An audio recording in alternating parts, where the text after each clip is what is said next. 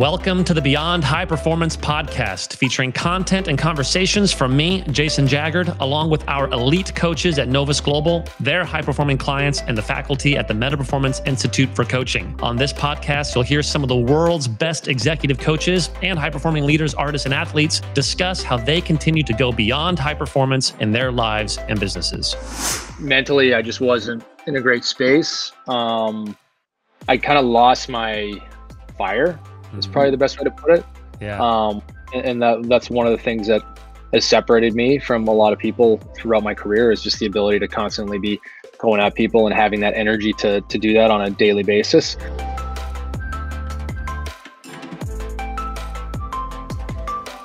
Andrew, thanks for being on our show, man. No problem, man. Thanks for having me.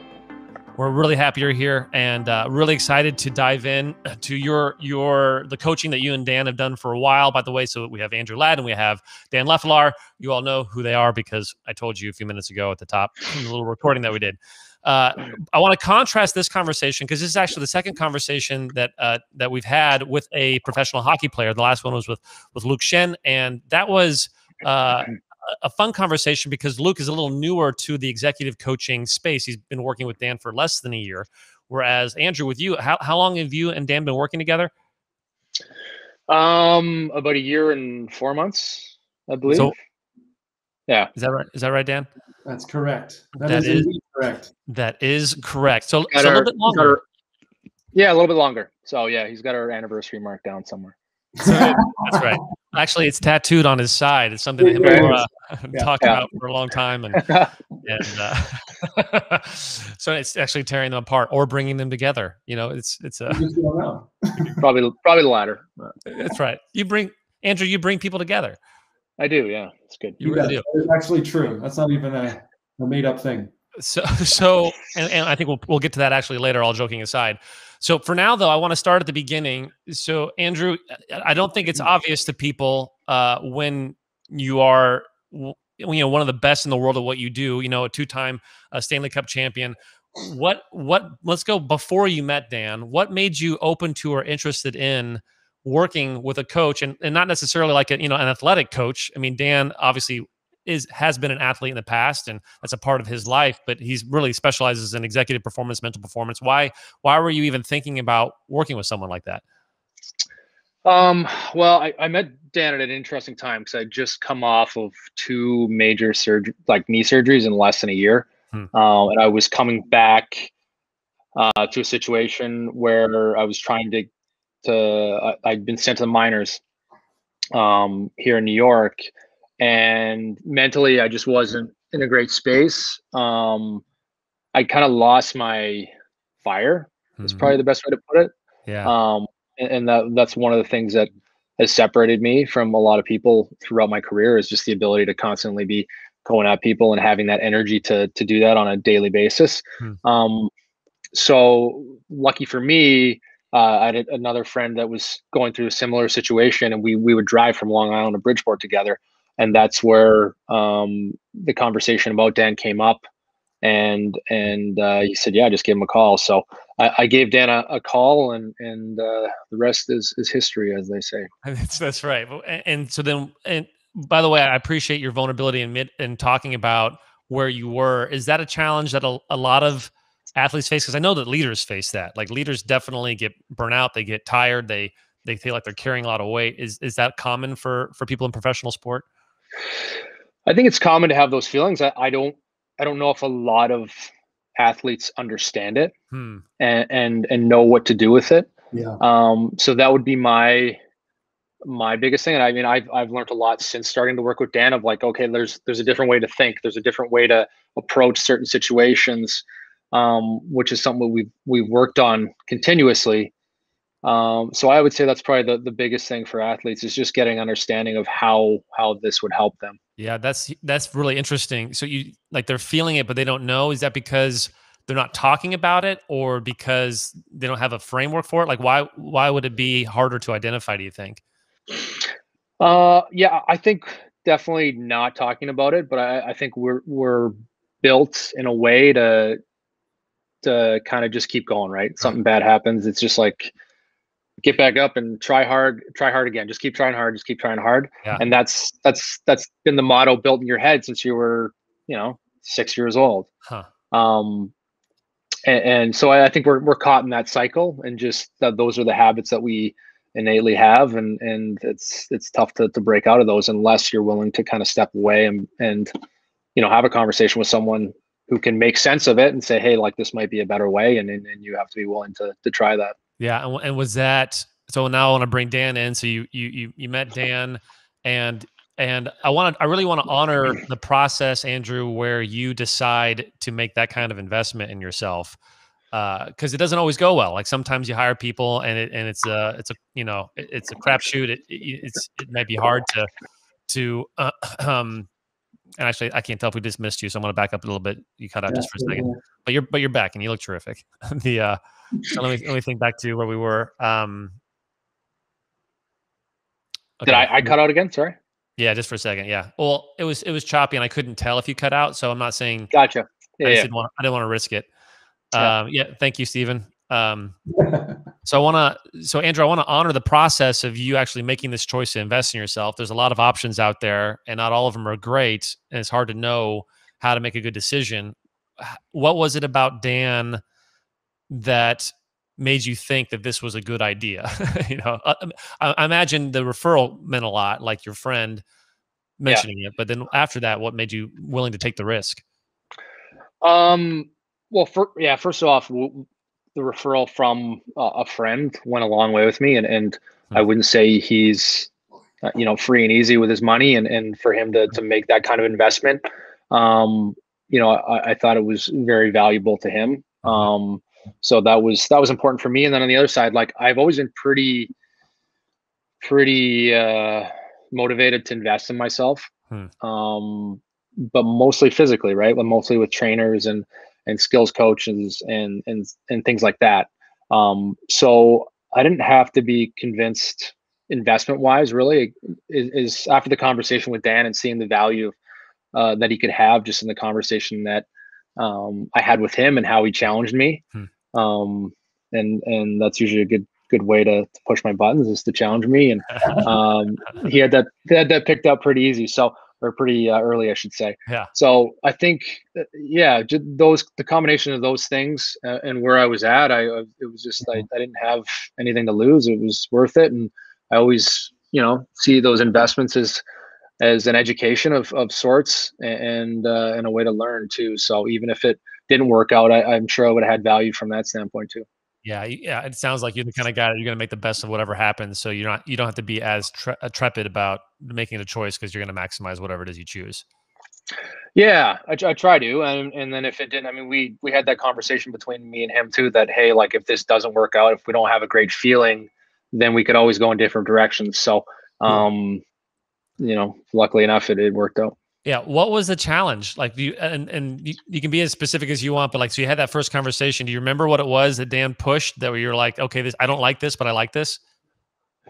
Yeah, I think just pushing me in directions or challenging me to think differently, and the what ifs, like, what if it didn't have to be in this way? Like, what if the situation wasn't controlling you? What if you were controlling the situation? And that's one thing that always has stuck with me throughout this process, which, Dan will be the first to tell you, hasn't been easy the last year and 4 months either, right? It's been some challenging times. And I think the best part about it is I think I've maximized my enjoyment with hockey, but with my family and with friends and everyone else in my life, and everything else I have going on. Yeah. Well, that's one of the things that I like about Dan is he coaches beyond this. He doesn't coach just the sport. He coaches the sport plus, the sport and beyond. Yeah. I want to get into some of that too and talk about your journey and how you've been leveraging him during the last year and a half or so. Dan, when you met Andrew, because by the way, Dan doesn't take everyone that he meets. Nope.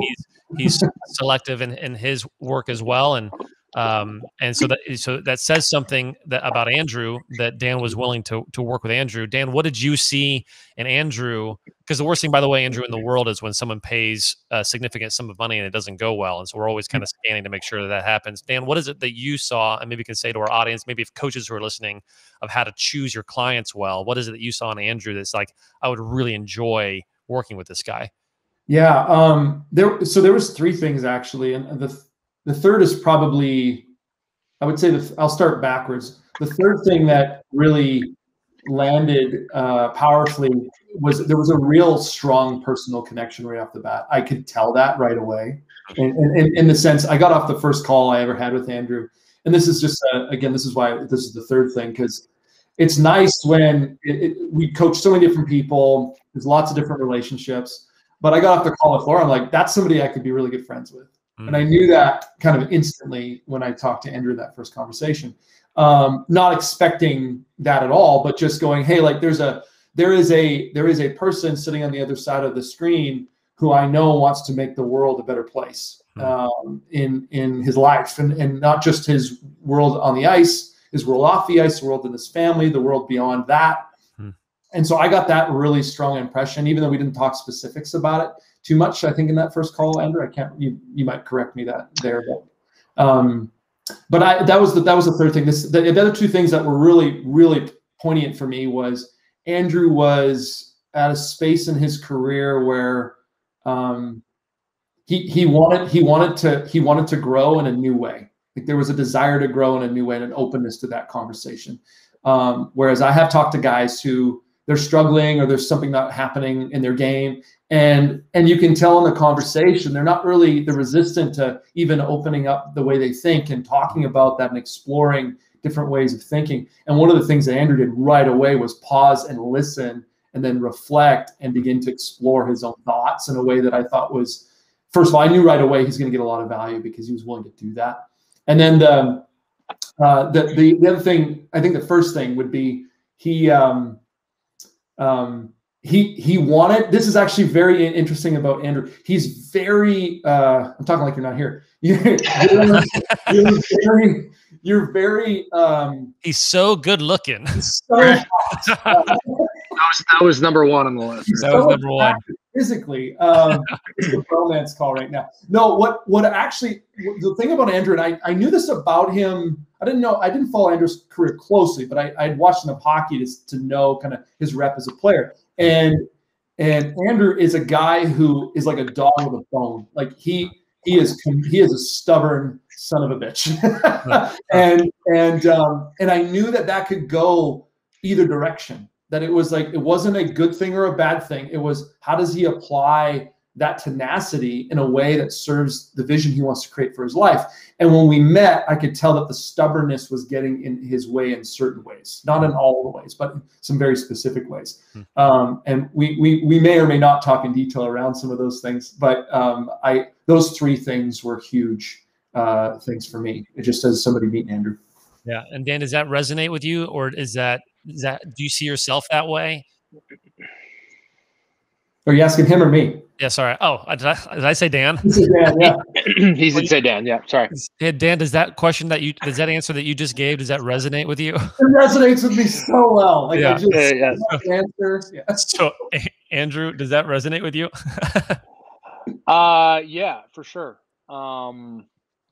Especially from the standpoint of like maybe getting my own way. I think that was probably one of the bigger things we've overcome is just I had a constant cycle of just kicking the shit out of myself, like to try to motivate myself that way. And that's one of the first conversations we had. It was like, you don't have to do that, right? Like there's a different way, and you can be a little kinder to yourself. And that's been something we're working on. No, actually, that's I want to focus on that just for a second, if you're up for a couple of reasons. One is because Laura Leffelaar, Dan's wife, another coach in our firm, who's also working, I believe, with your wife. Is that right? Yeah, she is. Yeah, so it's a family thing. She just had an article. I think when this podcast launches, there'll be an article online that Laura just wrote about shame and the kind of ass kicking and the way that most people rely on beating ourselves up as a performance enhancing drug. It sounds like you and Dan have done some work on finding a better way.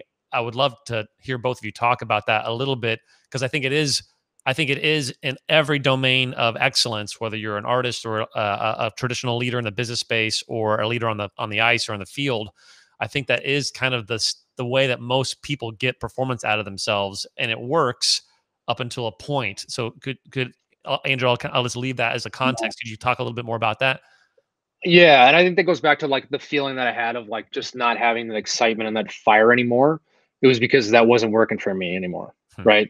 That's early on when I was striving to be, I was young and full of piss and vinegar, and like it was easier for me, right? Like it's, but as I got older, it would like it just wasn't having the same effect, and I could feel that. Like I just felt like Blair blah when I was going to play games in front of 18,000 people, and I shouldn't have that, right? I was like in my head, I'm like, I should be able to get a little more excited to play this game, not knowing why, right? So I think like part of the process again was Dan being like explaining to me why that doesn't work, and I think that's part of it too, is like having that understanding of someone being able to articulate like, this is what's happening and this is why it doesn't work for you anymore, and let's try a few different things, because this may work for you, this may not work for you, and if it doesn't, then we're going to move on to the next type of, or next option, I guess is the word I'm looking for.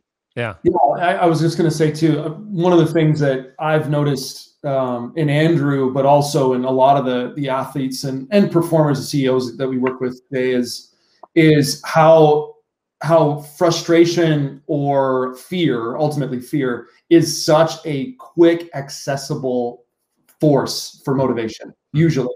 It seems like it's so readily available. You can tune into it. And even when, and I have a theory about Andrew, even when Andrew was full of piss and vinegar in the past, there was a deep love he had for the game that he was playing that was there as well. So it wasn't just like, Andrew's pissed off all the time playing this game. He's been a team captain. He's led teams from a veteran presence, but also he was on a rookie. He was a rookie with the Carolina Hurricanes when they won their Stanley Cup with a whole bunch of veterans. And so he's seen so many diverse situations in hockey. And one of the things that I knew about Andrew is, especially when we first started talking, is like, oh, this guy has fallen out of love with the thing he used to love. And for me, I was talking with an MLB pitcher 2 days ago, very similar situation, where the thing that you once got out of bed excited to go do is the thing you're starting to resent. And then a lot of the belief, I think, that happens with athletes especially is, oh, I'm done. There's no way to change this. This is the end. Not realizing that's a collection of conversations they're having in their head that you can begin to shift if you're willing to unpack them. And for each guy, it's different. But that, for Andrew, I know initially that was where we started. Yeah. Now then, so Andrew, you and I think Dan both mentioned this idea of like, maybe I might be misspeaking, but kind of the stream of self-kindness or self-compassion, and to be totally honest, when you're talking about high performance and mental performance and that kind of stuff, like that feels like, even Dan and I do this for a living. Even I'm like, oh God, that sounds soft. That sounds like that's going to ruin everything. Yeah. Can you speak to that a little bit? Because how are you willing to try that? Because that could try something that could ruin everything. Yeah. It's funny because it's somewhat of the environment that you're in too, right? Because and speaks to the different situations that I've been as a player, and something we talked about with Dan, where it was like when early on in my career, I didn't have much margin for error, right? So there was a lot of anxiety from that standpoint to be perfect and be hard on myself if I didn't do something, because that could have been like, oh, you're not going to play the next game. And as I moved along in my career and had more success, I was afforded the opportunity to make more mistakes, which is funny because the top players are allowed to make those mistakes and not have the anxiety of like, oh man, I can't screw up, or I'm not going to, I'm going to miss a shift, or I'm not going to play next game. And they play better. So that mindset for that select few group of players, with most coaches, is an interesting one, to me, for sure. Well, in terms of pressure, I heard a conversation with Hugh Jackman recently, the Broadway Academy Award, all that guy, and he, who's unbelievably talented as well. And he was saying, if you want to see the best Broadway show, go on a Wednesday in the afternoon, because that's when all of the artists and the performers are the most relaxed, and there's the less amount of pressure, and that's when you're going to get the magic. Do you feel like that's true? Like the top performers have found like a pocket of safety because of their brand or their momentum, or the fans love them or whatever, and it allows them the freedom to be their best because there's not so much crippling, I can't make a mistake. I think so. Right. I mean, like I said, you're afforded the opportunity to make a mistake because you know you're gonna have another opportunity. So I think that's a big thing. And then as for me, like getting older, and then you start to have to create that for when you're not afforded those opportunities, you have to start creating that mindset for yourself, and being a little more, I mean, carefree might not be the right word, but relaxed. Yeah. In with what you're doing, understanding that that's going to make you a better performer. Well, and Andrew, actually, we haven't talked too much about this, but with the guys that we work with Novus Global Sport, who are in the early stages of their careers, Jay, we spend time helping them cultivate the mindset of a veteran who can make mistakes, even though they're in the context that they're not able to. That's amazing. And with the theory that, hey, the looser you are in hockey specifically, or any sport, the looser you are, the more relaxed you are, the more connected to that. Even in the midst of a context where one mistake could cost you everything. When you think that way, you don't perform well. But if you can think a different way and be connected to different thoughts in the moment, you're going to show up differently. And there's 3 guys actually right now in the NHL who are all kind of in that place in their careers, and it's been fun watching them. 3 guys that I work with specifically, fun watching them show up with a completely different mindset, even though everything's on the line, and perform at a different level and actually enjoy it. And it's kind of counterintuitive. Yeah. And Andrew, would you say that's been your experience? Because Dan mentioned the love of the game. How has the coaching work affected like your love, maybe for yourself, but for the sport, for others? How has it impacted that? Yeah, it's been good. I mean, we spent the most part of last year when I was playing in the minors building on that. And when I finally got the opportunity to play in the NHL again, it was fun. Like, I had fun. I was excited. There was like that fire back, and then scored a goal.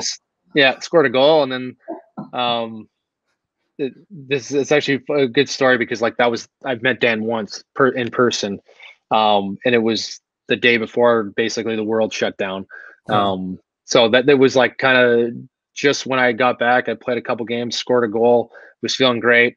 And then we had this little pandemic that shut down the world. So threw us a little curveball, but so seeing that whole process and looking back on it, that was a big part of getting back to just, like you said, enjoying the game and having that excitement to just play hockey, which ultimately is a game, right? So yeah. Just like almost everything, because I feel like that applies to relationships, that applies to being on teams, that applies to artists creating art. As soon as you white knuckle the relationship, it'll be hard for love to grow. As soon as you white knuckle the team, it's hard for the team to improvise and create. As soon as you white knuckle the artist, it's hard to paint when you're putting so much pressure on yourself. Sure. I'm gonna shift gears just a little bit, Andrew. So for you and Dan, since you've been working together and even several iterations of contracts, I think a couple of different contracts you've gone through where you've re-signed up. Yeah. What advice would you give people who are new in their coaching relationship? Is there anything you've learned over the time of working with Dan where you're like, hey, if you're starting off with someone, do this, don't do this, in terms of how to get the most out of working with someone like Dan? Well, do you have any advice or anything you'd recommend? Well, I think you get out of it what you put into it in terms of how honest and open you are. I think that's one of the things that I've done with Dan, and Dan's done with me in return. We have a great relationship in that regard, is the openness to have maybe some uncomfortable conversations, and for him to say to me something and I'm like, I know he's right, I don't want to admit he's right, and I'm like, but there's a lot of that, and that openness is really how you start making progress, and that's probably would be my biggest advice. Is that something that came naturally to you, or did you have to learn that over time with working with Dan, or like what does the internal journey on that look like for you? I mean, well, Dan's very easy to talk to. So I think that having, he's very empathetic and passionate about what he does. And so that setting for me really allowed me to open up. So I don't know if I would have had the same experience with someone else. But with Dan, I found it pretty easy to start digging into the different things that, I really hadn't talked about for, ever. So it was good. Yeah, that's incredible. So Dan created a safe space to have dangerous conversations. Yeah. Yeah. Dan, how about you? Like, and actually this is a different question. You can comment on the previous one, but also for you, I think there's, and I'm going to talk about you Andrew, in front of you, like as if you're not here, just against just how good looking you are. So the working with premier players, working with people who are at the top of their game. I think there's oftentimes, and Andrew, you can speak to this in terms of being, like, for lack of a better phrase, famous. People are always, oftentimes when we work with people who have a degree of fame, there's people are always wanting to take from you. It's it's a different kind of life. Not that it's hard and it's good in its own way. Obviously, we shouldn't feel sorry for people for that. But Dan, working with people who are impressive or who are famous, how does that work for you, and how do you not get swept up in, oh my God, I can't believe I'm talking to Andrew? How do you manage that process? That's a great question. That's a vulnerable question to ask in front of Andrew. That's actually how he starts every call, is I can't believe I'm talking. Yeah. I can't believe I'm talking to Andrew. Well, and I think actually it's funny because I am a fan of hockey. Like I'm a Canadian, and Andrew's Canadian, and we can tell from the way that you say process. Yeah, that's right. Process, all the processes. Half the NHL is Canadian. And in Canada, like hockey, and Andrew and I grew up in this culture in Canada where hockey is basically like, the equivalent of a religion in our country. And so for me, what was interesting is two things. One is, I think early on when I was speed skating, I was around very successful athletes. And I learned and I got to know people in the speed skating world who were multiple gold medalists. And so to realize, these are people. They're people, incredibly talented people, creating incredible results with their performances. But at the core of who they are, they're people. And so when our mutual friend introduced Andrew to me, I recognized his name. I was excited to get to a chance to chat with him. But the moment those emotions start to come up, one of the things that I ground myself into is there's a lot of people in the world who will respond to Andrew or to other guys that we work with that way. And that what makes us unique is a willingness to put that aside and really pay attention to this human being in front of me or in front of us, and know that they've got things going on for them, that they don't feel like they can talk to many people because of who they are. And that also will unlock different areas of their life and quality of relationships and dynamics that maybe they haven't even realized were there. And so for me, like, I think there has been a couple moments in my career where I've been starstruck in my head, but very quickly go, oh, let's slow down. Like, that doesn't help me here. That doesn't help me show up powerfully for this person in front of me, Andrew being one of those guys. And one of the best texts I got in the first, maybe it was month of working together, Andrew, was when either I can't remember if it was you texted me this or Brandy did. But essentially, Andrew's wife made a comment about how much Andrew was different at home. And I know most people in the sports world care about the performance on the ice. I care about that. I want to see guys excel, and that's often why guys work with us and with our team. Yeah. But to hear that someone who loved Andrew personally was seeing a change and liked it, to me was a huge win. And so in some ways, I connect to that side of the conversation in my head before I start talking to somebody who's quote unquote famous. Yeah. And then go ahead. Yeah, go ahead, Andrew. No, I think as an athlete, or I mean for someone with a platform, I think it's you appreciate people that are genuine, and you start to be able to pick genuine people out really quickly. And I think that's something that, like, instantly Dan and I had right away was like there was just a genuine care for how the other person was living and what they were doing and all those sorts of things. So it's that aspect helped in a big way. And to brag on Andrew for a minute, Andrew is a player who, for those listening to the audio podcast, Andrew is like, yeah, that sounds like a good, even the universal hand gesture of yes, I'm ready to. That is an accurate thing to say. Yeah. and I've noticed this in a lot of the guys that I work with, but Andrew, I think, is even more pronounced. Is Andrew genuinely cares about the people around him, and whether it's rookies in the AHL. Guys on his team, his current team, the Islanders, even people that he's struggling to, deal with or frustrated with.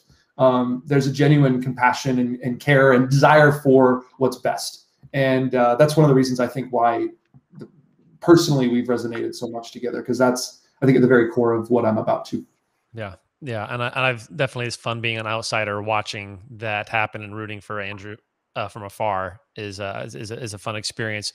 So then a couple questions now just about the nature of the work itself. And actually, so two parts here just to give you a preview of where we're headed. I do want to talk a little bit more about the nuts and bolts of, Andrew, your work being under the bench press of falling in love with the game. So there's that piece. Yeah. But then also I do want to talk about your affection for things off the ice and your decision to take Dan's work with you and apply it not just in the space of your athletic prowess. So why don't we do those in that order? So let's start with some of the nuts and bolts. How does one begin to rediscover a love for the game? What does it look like what do the conversations look like every 7 to 10 days with Dan, where you're kind of rediscovering that whole thing? Can paint us a picture of how that works. Oh, well, I think the first step was really just tearing it down, simplifying what I actually love about the game. Like, when I started playing hockey, what did I love the most about playing the game, and whether it was scoring goals or just, feeling the air in my face as I was skating, or like all those different sensations. Like, really, that was the start of like, oh, okay, like that brings me back to like when I was young and just playing with my brothers, or even having street hockey and stuff like that. And it really is like simple as that, but like grounding myself in those things constantly, on a daily basis from the get-go, really helped me get in that mindset of like, oh, like I'm going to do that thing I love today, and I should enjoy that. And has that become a habit now? Do you feel like that's still a piece of the world, or was that just something you did for a season to bring you back to something? No, for me, it's constantly. We talk about switching it up and finding things to keep me engaged in that, but it's been pretty constant since we started. I'll say too, and Andrew, without going into the specific details of like what's happening with the team and everything right now, but Andrew's in a situation where I think most players would have every right to be resentful, frustrated, bitter, not just in terms of showing up to work, but also in terms of just showing up in life. And Andrew in the last year has done the opposite of all of those things. And so I'm excited to see the fruit of that. Like, there's a fruit in that already right now in terms of how he's experiencing this current circumstance. But I know there's a lot of seeds being planted for the future for Andrew in general. Yeah, and I think that the advantage of having those conversations every 7 to 10 days, because like you said, it's been a tough year, and it's been a crazy situation, and I've gone 2 weeks, and then I can start see myself like, man, I'm like grumpy bastard today, like I got to talk to someone, right? And so having a conversation with Dan, and I always feel energized coming out of calls with Dan, and the value of that. And my wife, come skipping down the stairs, and my wife will be like, "Oh, you must have talked to Dan," and I'll be like, "Yeah, I have." So, so from that standpoint, just that constant reset of like, all right, like, how do I want to approach this and not get caught up and being dragged back into letting that situation control me. Yeah, that's fun. Well, and speaking of like leaking in to Brandy's life, your wife, and those types of things, talk to us about. Was there a transit? Was the coaching always about more than just your day job, or did it drift into that? Talk to us about that transition, or was there a transition? I would say we were pretty. It was probably 75% hockey and then 25% family. And then depending on where we were at with how things were going with hockey, I think if things are going well with hockey and I had a good handle on what I was doing there, would shift more to like, Brandy and my 3 kids and how I could enjoy my time with them and make those connections even stronger. And that's actually a great transition. Speaking of you skipping down the stairs and the energy of that leaking into your life with Brandy, your wife, and was that an intentional decision in terms of bringing the coaching into your world outside of your day job, or has it always been a part of that? And I think we already have the answer, so we can go there. We're good. Yeah, great. Perfect. Yeah. What I was going to say, Andrew's ability to really understand that the space is about refining and refocusing and expanding what's happening in areas of his life that matter. So what I love about Andrew is he shows up to the call with a fairly good sense of where he wants to go and what's most pressing. And then we go and expand that. So in some ways it's like in the midst of a pandemic, in the midst of playing in the minors, sort of in the midst of, bubble life and all the COVID testing, the question that we've been sitting at is how do you use this time so well people are shocked a year from now? Like, what did you do during COVID when all this stuff was happening? How did your game grow? How did your family grow? How did your relationships grow? And then and we'll talk about this a little bit more. How did the foundation begin to form? And next steps there. So really it's been about enhancing the quality of the time that's being used, because I find a lot of guys that I work with, and Jason, I think you would agree with this, and Andrew, I'm sure you know people like this too. They've got lots of time and they're not using it. They're not using it. They think they're using it well, but there's a whole nother level of a conversation or results that they could be creating in their life if they were aware of it. Yeah. And I've seen like the value of getting away from the game, right? I think for a lot of young kids, especially, it's hockey, or whatever sport they're in. And they think about that 24 hours a day, 7 days a week. And they don't allow themselves to get away from it, which, when things go bad, that inherently works against them in a lot of different ways. Yeah. So let's actually go there. And Dan did a great job teeing that up. So talk a little bit about what's happening now as you are looking at your life, including sport, but now thinking bigger than sport. Talk to us a little bit about what you're up to. It sounds like it might be in some ways as a result of the coaching. I don't want to put words in your mouth, but talk to us about what you're up to. Yeah, for sure. The coaching was definitely an inspiration in terms of how to attack what our foundation wanted to do next. So our Lad Foundation is the foundation me and my wife started, and originally we just found 501c3s and nonprofits that we supported.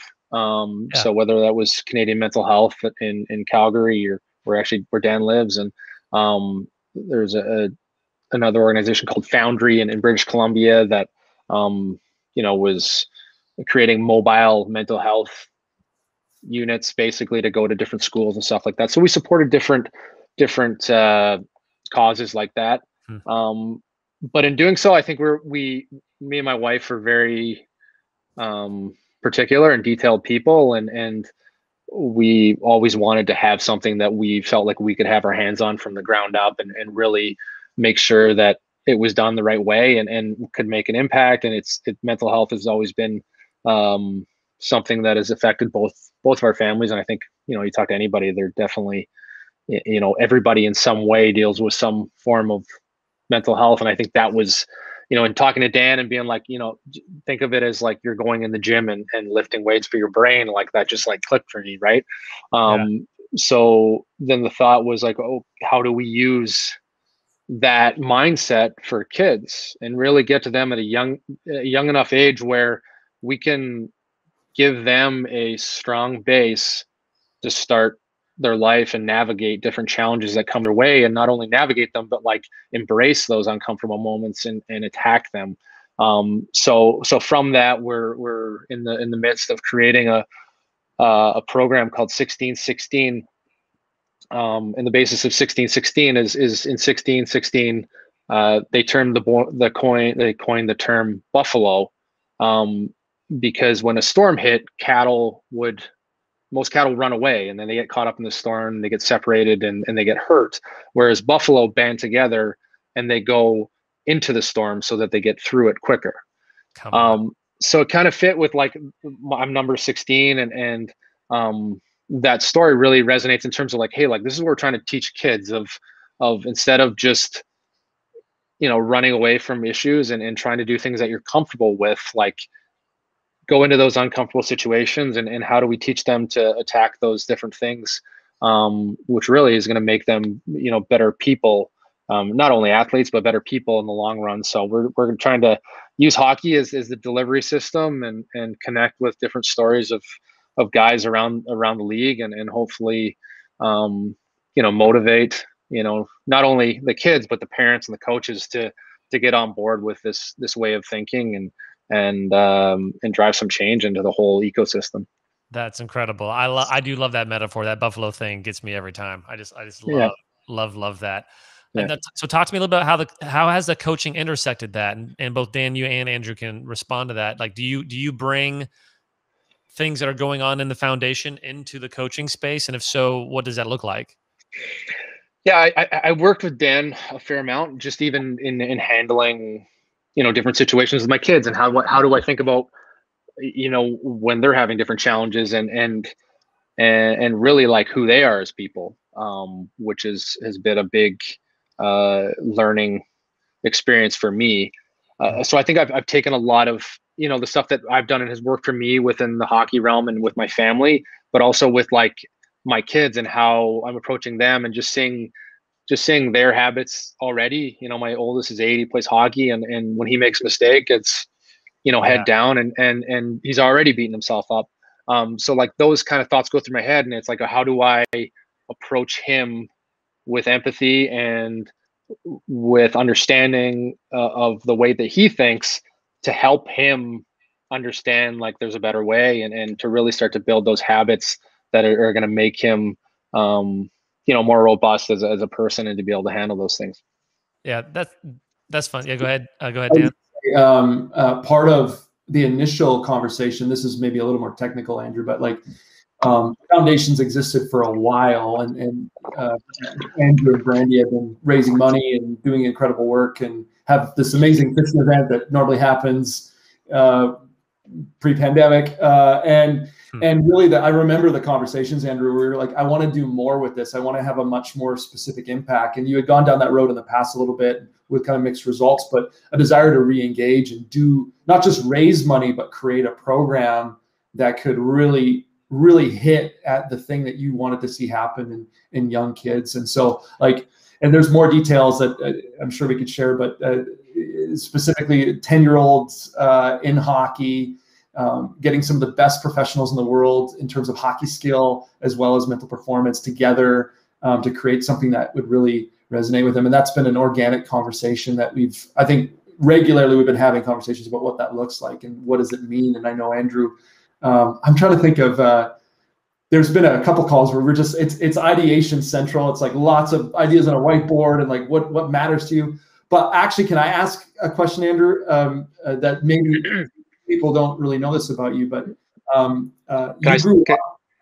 what? Can I say no? You're not the host. Is that all right? You can always say no. I'll ask you the question. You can say no. Then you can just text me the question, and then I'll. Yeah. Okay. Well, so Andrew grew up with family members and people in his home. His parents opened their home up to some people with some with special needs and some disabilities. And so Andrew grew up in an environment with people who actually disrupted his thinking early on. And I think really set the stage. And Andrew, would you mind just speaking a little bit to that and how it kind of influences what you're doing now? Yeah, for sure. So I grew up with stepbrothers that had both mentally and physical disabilities. My uncle, so my mom's brother, had Down syndrome.